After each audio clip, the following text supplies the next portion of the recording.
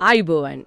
අද අපි කතා කරන්නේ වවුනියාව පුලියන්කුලම පැත්තෙන් වාර්තා වුණු හරිම කම්පන සහගත සිදුවීමක් ගැන. ඔව් ඇත්තටම හද කම්පා කරන සිදුවීමක්. ගැබිනි ගුරුවරයෙක් ඇගේම සැමියා අතින් අමානුෂික විදිහට ඝාතනය වෙලා. ඒ විතරක් නෙවෙයි ඝාතනෙන් පස්සේ අර හිස කොටස පොලිසියට ගෙනත් බාර දීම තමයි කතාව තවත් දරුණු කරන්නේ. අපි මේ කතාවේදී පදනම් කරගන්නේ අද දෙරණ වගේව 12HN YouTube නාලිකාව වාර්තා කරපු තොරතුරු.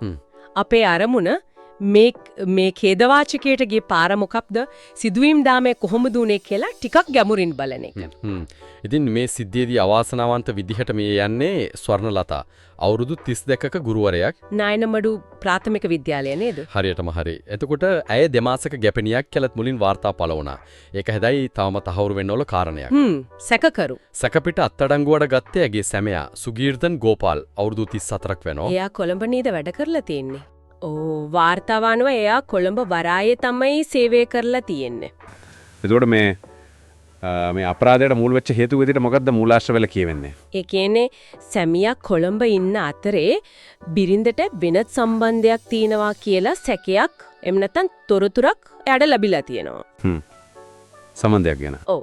ඒකත් අර කියන අනිත් තරුණය විසින්ම ඒ සම්බන්ධය ගැන කියවෙන ඡායාරූප වගේම කෙටි පණිවිඩත් සැමියාට යවලා තියෙනවා කියලායි කියන්නේ. මොකක් අර අනිත් කෙනාමද යවලා තියන්නේ? ඔව් වාර්තාවල සඳහන් වෙන්නේ එහෙම. ඒ පින්තූරත් එයාලගේ ගෙදරදිම ගත්ත ඒවා කියලාත් කියවෙනවා. ඒ කියන්නේ මේ පණිවිඩ ලැබුණාට පස්සේ තමයි තත්ත්වය දරුණු අතර හැරෙන්නේ නැත්තේ. අනිවාර්යයෙන්ම. ඊට පස්සේ සැමියා කොළඹෙන් නම් ගෙදර එනවා. ඔව් ඔහු වහම ගෙදර ඇවිත් මේ ගැන කතා බහක් වෙලා ඥාතිනුත් මැදිහත් වෙලා තියෙනවා.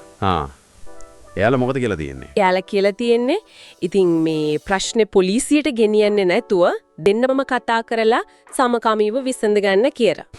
හැබැයි සැකකරු එකට එකඟ වෙනවා වගේ පෙන්නලා තියෙන්නේ. හැබැයි බිරින්දව කතා කරන්න එක්කගෙන ගිහින් තියෙන්නේ නායනමඩු රක්ෂිතයේ කිට්ටුව තියෙන හරිම පාළු පාරකට. මරතෝට්ටම් බොරළු පාර කියලා කියන්නේ නේද? ඔව් ඒ පාර. ඒක ගොඩක්ම හුදකලා කැලෑවයිනි තියෙන පාරක්. ඒ කියන්නේ කතා කරන්න නෙවෙයි එතනට එක්කගෙන ගිහින් තියන්නේ වෙන අරමුණකින් වගේ.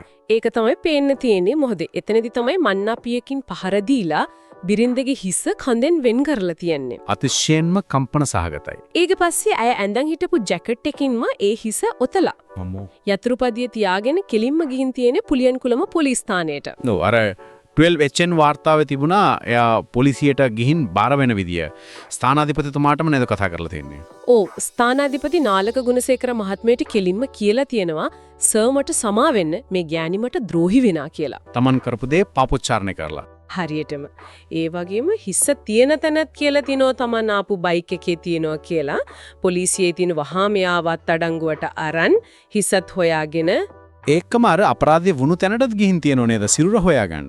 ඔව් මරතෝට්ටම් පාරට ගිහින් සිරුර හොයාගෙන ඒ ප්‍රදේශයට ආරක්ෂාව යොදවලා මොකද අර පාර වනසත්තු ගැවසනවා කියලාත් කියුණා නේද? ඔව් ඒක නිලධාරීන් විතරක් වගේ පාවිච්චි කරන වනසත්තු ඉන්න හරිම හුදකලා පාරක්. ඒ වගේ තැනක් තෝරාගත්තේ.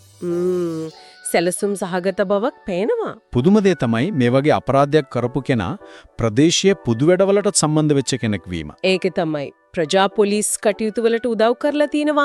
ග්‍රාම්‍ය සංවර්ධන කමිටුවේ සභාපති විදිහටත් ඉඳලා තියෙනවා. ඒ කියන්නේ සමාජ සම්බන්ධතා තිබ්බ කෙනෙක්. ඔව්. ඉතින් ඒ පසුබිමයි මේ කරපු අපරාධයේ බිහිසුණුකමයි අතර තියෙන පරස්පරය තමයි හිතා ගන්න අමාරු. මේ අතරේ අර ගැබිනි බව ගැන කාරණේ තවම ස්ථිර නෑ කියලාත් සඳහන් වුණා නේද? ඔව් පොලිස් ආරංචි මාර්ගෝ පුටුලා තිබුණේ දෙමාසික ගැබිනියක් කියලා මූලික තොරතුරු තිබුණත් ඒක හරියටම තහවුරු කරගන්න වෛද්‍ය සහ DNA පරීක්ෂණ කරන්න නියමිතයි කියලා. හරි. එතකොට මේ සමස්ත සිදුවීම දිහා බැලුවම පේන්නේ තියෙන්නේ සැකය, කෝපය වගේ දේවල් කොයිතරම් දුරදිග යන්න පුළුවන්ද කියන එක. ඇත්තටම සාමාන්‍ය පෞල් ජීවිතයක් අන්තිමට කෙලවර වෙලා තියෙන විදිහ හරිම ඛේදජනකයි. ප්‍රජාවේ යම් පිළිගැනීමක් තිබ්බ කෙනෙක් අතින් මේ වගේ දෙයක් සිද්ධ වීමත් කනගාටුවට කරුණක්. මේ වෙනකොටත් සිද්ධියට අදාළව මහේස්ත්‍රාට් පරීක්ෂණයක් උත් ආරම්භ කරලා තිනවා. ඉතින් ඉදිරියේ නීතිමය කටයුතු වෛද්‍ය වාර්තා එක්ක තවත් තොරතුරු එළියට එයි. ඕ අනිවාර්යයෙන්ම. අවසාන වශයෙන් මේ වගේ සිදුවීමක් එක්ක අපිට හිතන්න යමක් ඉතුරු වෙනවා. ඒ තමයි මොන ප්‍රශ්නේ තිබුණත් කතා කරලා විසඳ ගන්න බැරිම නම් නීතියානුකූලව වෙන්න ක්‍රම තියෙද්දිත් මිනිස්සෙක්ව මේ වගේ අන්තයකට මෙච්චර දරුණු ප්‍රචණ්ඩත්වයකට තල්ලු කරන සමාජීය හරි මානසික හරි පීඩනයන් මොනවද කියන එක. එක ඇත්තටම අපි හැමෝම කල්පනා කරන ඕන කාරණයක්. උත්තර දෙනවට වඩා මේ ප්‍රශ්නේ මතු කිරීම තමයි වැදගත් වෙන්නේ.